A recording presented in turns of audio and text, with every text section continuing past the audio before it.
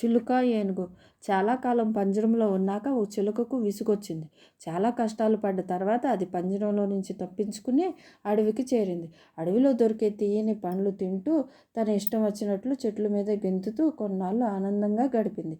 ఒక పెద్ద చెట్టు కింద కాళ్ళు బోర్లా చాపి పడుకున్న ఏనుగు ఒకటి ఆ చిలుకకు కనిపించింది. ఒకనాడు వెంటనే ఆ చిలుకకు ఒక చిలిపి కోరిక పుట్టింది. ఎలాగైనా ఆ ఏనుగు నిద్ర చెడగొట్టాలనుకుంది. వెంటనే చెట్టు మీద నుండి రివ్వున కిందకు ఎగిరి తన ముక్కుతో ఏనుగు మూపురం మీద పొడిచింది. చిలుక వాడి అయిన ముక్కు మూపురం మీద చురుక్కుమంటూ గుచ్చుకోవడంతో ఏనుగు ఒళ్ళు విదిలించుకుంటూ కళ్ళు తెరిచింది. చిలుక చెట్టు మీదకు చేరి కిలకిలా నవ్వింది. ఓయ్ చిలుక, నా నిద్ర ఎందుకు పాడు చేసావు అంది ఏనుగు కోపంగా. ఊరికే అంటూ చిలుక మళ్ళీ నవ్వింది. చేసేది ఏమి లేక ఏనుగు మళ్ళీ కళ్ళు మూసుకుని పడుకుంది. కొంచెంసేపటి తర్వాత చిలుక మళ్ళీ రివ్వుమని కిందకొచ్చి ఏనుగు మూపురం మీద మరోసారి పొడిచి వెళ్ళి చెట్టు కింద ఎక్కి కూర్చుంది. ఏనుగు నిద్ర మరోసారి చెడింది. ఈసారి ఏనుగు ఓయ్ చిలుక, నీకేం పనిలేదా అంటూ కోపంగా గుంజుకుంది. కానీ చిలుక మరో 2-3 సార్లు అలాగే చేసింది. దాంతో ఇక లాభం లేదని ఏనుగు అక్కడి నుంచి లేచి బయలుదేరింది.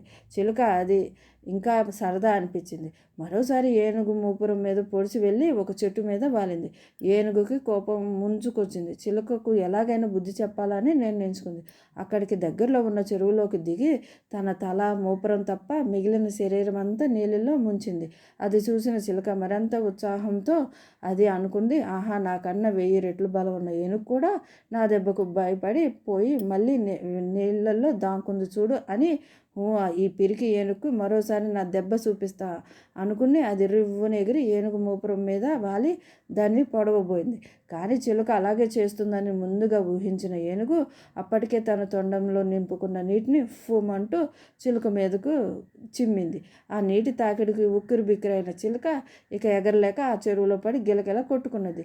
దయగల ఏనుగు దాన్ని చూసి జాలిపడి దాన్ని ఒడ్డు మీదకు విసిరింది.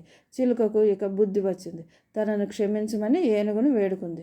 ఏనుగు గంభీరంగా చిరునవ్వు నవ్వి తన దారిన వెళ్ళిపోయింది. చిలుకకు పెద్ద అంతరం చిన్న అంతరం తెలిసింది.